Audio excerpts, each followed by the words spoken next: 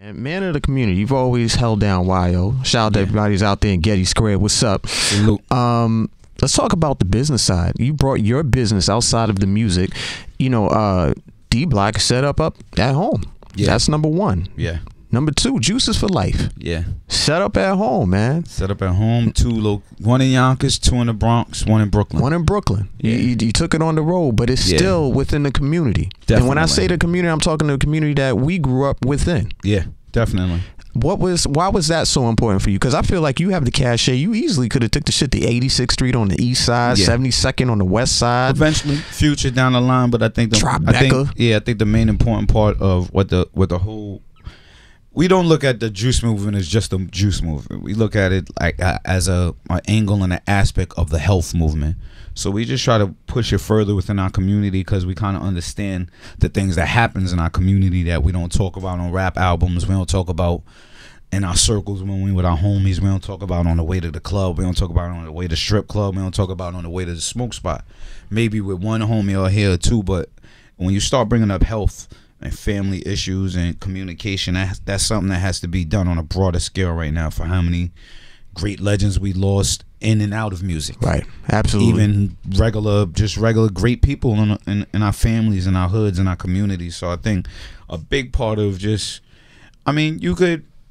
we all backslide and slip in whatever we do in health and the way we eat or the way we exercise or whatever you do. But I think as a community, when you push balance and you get more people that's thinking like-minded, you have a stronger foundation and a stronger chance of building a stronger foundation and a stronger community and just good people. Right, man. It's great Rizzy up here in the buildings. The We Outchea show. Styles P is up in here. Shout out to Whole Vein in the building. Yes, sir. G Host is out there, man. Let's talk a little bit about this music because to be frank with you, I could sit here with you all fucking day and just catch up. No doubt, brother. But we got some music to go ahead and make people familiar with. Yes, how many joints do we have on this album? I think like 14. 14. Solid. Like 14. I'm so used to these 4s and 6s out here. It's good to hear anything just dropped over the 5 8 and 12. I dropped a 5-track EP called Nickel Bag in case anybody doesn't know about it. It's on all Apple, Spotify, Google, Dat Piff, Tidal. All the joints, you could get it for free and you could pay for it, but I think support it. Yeah, I think like as an artist, you got to balance it out. Like, you know what I mean? Definitely, I'd like to do the small ones also, but I think you got to it's about time for me to give a nice body of work. And when I do give a body of work, I give a full body of work. Right, and that's what I'm hearing about this. Shout out to my big brother Sway, man. Shout out to everybody that's over there in the morning show. I had a chance to be in the building a little bit earlier and caught a little bit of you when you were talking with them. Yeah, and I like the fact that you have always been one of these guys that have always worked with new artists. Yeah, and there's an artist that's been really sticking out to me probably for like the last 2 years, Oswin Benjamin. Yeah, he's so dope. Like, I heard the song and unfortunately, I know how much it is to keep the music in house right now. We got you, but bro. That's my plea right there. I'm glad you heard me. We're gonna leave you with the album, brother.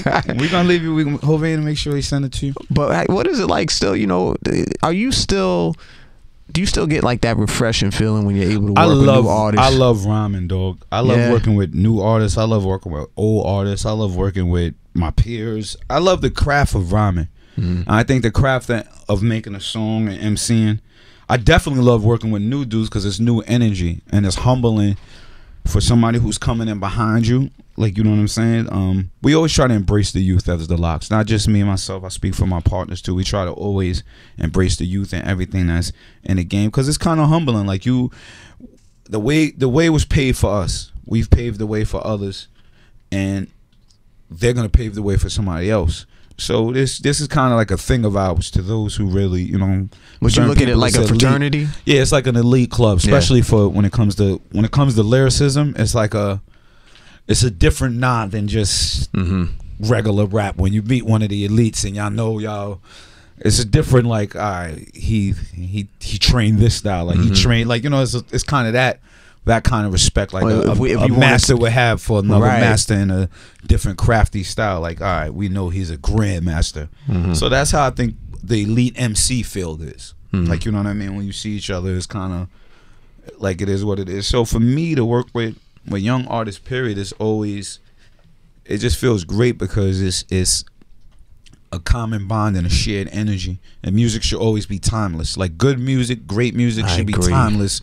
So it shouldn't really matter who's kind of making it, long as you're making timeless music. Like, you know what I mean? So, and then I also feel like rap, we always focus on younger versus newer. I think you got to just start focusing on relevant. Yeah, because I agree. The main relevant is the most important part.